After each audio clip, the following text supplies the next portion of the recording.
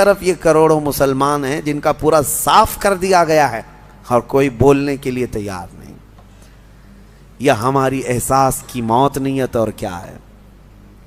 آپ کو ایسا لگ رہا ہوگا کہ میں سیاسی باتیں کر رہا ہوں، بلکہ حقیقت یہ ہے کہ تمہاری ہر چیز چھین لے جانے کے بعد تم صرف اور صرف واٹس ایپ پہ فارورڈ کرتے رہ جاؤ کہ باقی کچھ نہیں.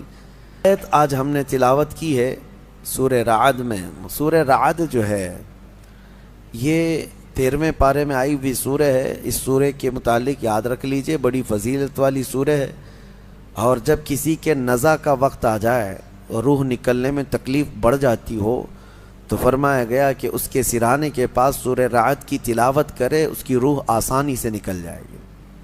یعنی نزع میں آسانی، سکرات کے وقت آسانی کے لیے سورہ رعد کی تلاوت سرانے کے پاس کی جاتی. یہ 13ویں پارے میں موجود ہے. رعد کا مطلب ہے یعنی بجلی جو چمکتی ہے، یہ رعد ہے. کڑک جس کو کہتے ہیں. یہ کیا ہے؟ یہ بجلیاں جو چمکتی ہیں اس کے متعلق کیا ہے؟ بارشوں کے موسم میں یا دیگر موسموں میں آپ دیکھتے ہوں گے کبھی آسمان پر اتنی تیز چمک پیدا ہوتی ہے اور پھر اس کے بعد بہت سخت ہیبت ناک آوازیں آتی ہیں، بھڑ بھڑ بھڑ کی آوازیں. یہ کیا ہے؟ یہ کیا ہے؟ اس کے متعلق روایات میں ہے کہ فرشتے آسمانوں کو ہانکتے رہتے ہیں اپنے کوڑے سے، اور جب فرشتے کوڑا مارتے ہیں، بعض میں ہے کہ فرشتے جب کوڑا مارتے ہیں آسمان پر تو یہ بجلی کی چمک پیدا ہوتی ہے اور ان کے کوڑے کی آواز ہوتی ہے جو پوری دنیا سنتی ہے. اس قدر ہیبت ناک ہوتی ہے. اس سے آپ اندازہ کریں وہی کوڑا قیامت کے دن مجرموں کو مارا جائے گا. آسمان کو جب مارا جاتا ہے تو اتنی تیز روشنی پیدا ہوتی ہے، اور اگر اس سے آگ گر جائے تو نیچے جہاں گرے وہ سب جل کر خاک ہو جائے، اور آواز اتنی خطرناک کہ پورا علاقہ سن لیتا ہے. پھر قیامت کے دن جب فرشتے کوڑے لگائیں گے، وہی کوڑے ہیں. ہمارا جسم کیسے اس چیز کو اٹھا سکے گا، برداشت کیسے کر سکے گا؟ بہرحال ایک آیت ہے اس میں سورہ رعد میں، اس کی تلاوت کرنی چاہیے جب بھی بجلیاں گرجتی ہیں. وَيُسَبِّحُ الرَّعْدُ بِحَمْدِهِ وَالْمَلَائِكَةُ مِنْ خِيفَتِهِ وَيُرْسِلُ الصَّوَاعِقَ فَيُصِيبُ بِهَا مَنْ يَشَاءُ وَهُمْ يُجَادِلُونَ فِي اللَّهِ وَهُوَ شَدِيدُ الْمِحَالِ. اللہ فرماتا ہے یہ کڑک اللہ کی تسبیح بیان کرتی ہے، اس کے حمد کی، اور فرشتے خوف کھاتے ہیں، ڈرے ہوئے ہوتے ہیں. اور اللہ فرماتا ہے یہ بجلیاں اللہ چھوڑ دیتا ہے، جسے چاہے جا کر کے لگ جاتی ہیں. یعنی یہ کرنٹ جو چلتا ہے بجلی کوڑے مارنے کے بعد، یہ دنیا میں کہیں نہ کہیں گرتی ہے اور جس کو چاہے وہ بجلیاں جلا کر خاک کر دیتی ہیں. اللہ تبارک و تعالیٰ نے اس کا ذکر اس سورہ میں بیان فرمایا. اسی سورہ میں ایک آیت ہے، اللہ فرماتا ہے ان اللہ لا یغیر ما بقوم حتی یغیروا ما بانفسہم. بے شک اللہ تعالیٰ اس وقت تک کسی قوم کی حالت نہیں بدلتا جب تک وہ قوم خود اپنی حالت بدلنے کی فکر نہ کرے. قوت فکر و عمل پہلے فنا ہوتی ہے جب کسی قوم کی شوکت پہ زوال آتا ہے. سچ کہا ہے، سوچنے سمجھنے اور بدلنے کی طاقت جب ختم ہو جاتی ہے آدمی کی، تب وہ زوال پذیر ہوتا ہے، گرنے لگتا ہے. جس کو یہ فکر ہے کہ مجھے بدلنا ہے، اللہ تعالیٰ کی طرف سے اس کے لیے دروازے اور کھولے جاتے ہیں. کچھ لوگ یہ سوچتے ہیں یہاں بیٹھ کر کے میں متقی بن جاؤں، میں بیٹھ کر کے اللہ کا ولی بن جاؤں، میں کچھ کام نہ کروں اور مجھے ہر گناہ سے بچنے کی عادت ہو جانا چاہیے. ایسا کیسے ہوگا؟ تمہیں شوگر سے بھی بچنا ہے اور بی پی سے بھی بچنا ہے، لیکن روز 1 کلو شکر بھی کھاتے ہو، 1 کلو نمک بھی کھاتے ہو. کیسے ہوگا؟ تمہارا خود کا عمل، تمہاری کوشش جب تک نہ ہوگی، اللہ تعالیٰ فرماتا ہے ہم نہیں بدلیں گے ان کی حالتوں کو. اور جب تم بدلنا چاہو گے تو اللہ کیسے بدلتا ہے پتہ ہے؟ اللہ اکبر، حدیث قدسی ہے، اگر تم ایک بالش بڑھ کر کے آؤ گے، اللہ فرماتا ہے 10 قدم بڑھ کر کے تجھے لے لے گا. اللہ کی رحمت 10 قدم آگے بڑھ کر تجھے لے لے گی. تم چل کر کے آؤ گے تو اس کی رحمت دوڑ کر کے لے لے گی، لیکن شرط ہے کہ تم بدلنا چاہو۔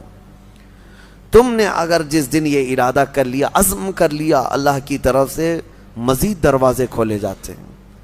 لوگ یہ کہتے ہیں نا توبہ کرنے کے بعد بھی پھر وہی ہوتا ہے، چھوٹتا نہیں۔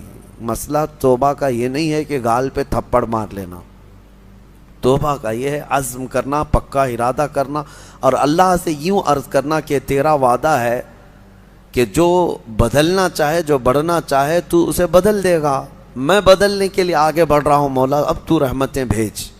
پھر دیکھو کیسے نہیں بدلتے۔ اللہ تمہیں توبہ پر دوام عطا کرے گا، پھر کبھی بھی قدم پھسلے گا اللہ تمہارے لیے مدد نازل فرمائے گا۔ زندگی ہے، آخری سانس تک کچھ نہ کچھ خطائیں ہوتی رہتی ہیں، قدم جب بھی پھسلے گا لیکن مولا تمہیں توبہ کی توفیق ضرور عطا کرے گا۔ اسی لیے کوشش پہلے خود کے بڑھنے کی ہو، خود کے بدلنے کی ہو۔ ایک بات یاد رکھیں، ہمارے معاشرے میں اچانک کوئی ہوا نہیں آئے گی جو سب کو پرہیزگار بنا کے چلی جائے گی۔ ہمارے محلے میں کبھی ایسی بارش نہیں ہو جائے گی کہ اس بارش میں جتنے بھیگ جائیں گے سب اللہ کے ولی بن جائیں گے، نہیں، پرٹیکولر ہر ایک کو بدلنے کی کوشش کرنی ہوگی، تبھی انقلاب آتا ہے۔ ایک ایک آدمی بدلنے کی سوچے اور پھر دیکھے انقلاب آتا ہے۔ ریولیوشن یوں ہی آتا ہے، لوگوں کی چینجنگ سے آتا ہے۔ میں آپ کو بتاؤں، بدلنا چاہے تو اللہ تعالیٰ کیسے بدلتا ہے۔ آپ نے سنا ہے بشر حافی کے متعلق، بغداد میں شراب کا کام کرتے تھے، شراب کا کاروبار تھا۔ ایک بار انہوں نے ایک تحریر جس میں بسم اللہ لکھی ہوئی تھی، وہ زمین پر کیچڑ میں گری ہوئی تحریر کو اٹھا کر چوم لیا اور گھر پہ لا کر اوپر رکھ دیا۔ اللہ کو یہ ادا پسند آئی، اور اس کے بعد اس زمانے میں موجود ایک بزرگ کے خواب میں میرے آقا صلی اللہ علیہ وسلم تشریف لائے اور کہا جاؤ بشر کو اللہ کا سلام پہنچاؤ، جبکہ وہ شراب کا اڈا چلاتے تھے۔ تو اس بزرگ نے یہ سوچا کہ میرا یہ وہم ہوگا، 3 دن مسلسل خواب دیکھا، اس کے بعد آ کر کے بشر سے کہا اے بشر مجھے نہیں معلوم، لیکن مسلسل 3 راتوں سے میں خواب میں رسول اللہ کو دیکھ رہا ہوں، اللہ کی طرف سے تجھے سلام پہنچانے کا حکم فرما رہے ہیں۔ تھے تو مسلمان لیکن بھٹکے ہوئے، راستہ چینج تھا۔ اسی وقت اپنے شراب خانے سے باہر نکلے، چیخ مار کر کی یوں عرض کرنے لگے مولا تو یقیناً رحیم و کریم ہے، ستار ہے، ایک بسم اللہ کے ٹکڑے کی میں نے عظمت کی اور تو رب العالمین مجھے سلام بھیجتا ہے۔ لیکن اتنا ہی نہیں کہ ایک سلام آیا اور پھر اس کے بعد اپنا دھندا چلتا رہا۔ بشر حافی نے عزم کر لیا تھا، ارادہ کر لیا تھا کہ پلٹ کر کے میں اپنے اڈے کو دیکھوں گا نہیں۔ وہاں سے جو نکلے ننگے پیر نکلے اور زندگی بھر ننگے پیر ہی چلتے رہے، پھر چپل پہنے ہی نہیں، کیونکہ چپل چھوڑ کر کے باہر آئے تھے اس بزرگ سے ملنے کے لیے، اسی حالت میں نکل آئے۔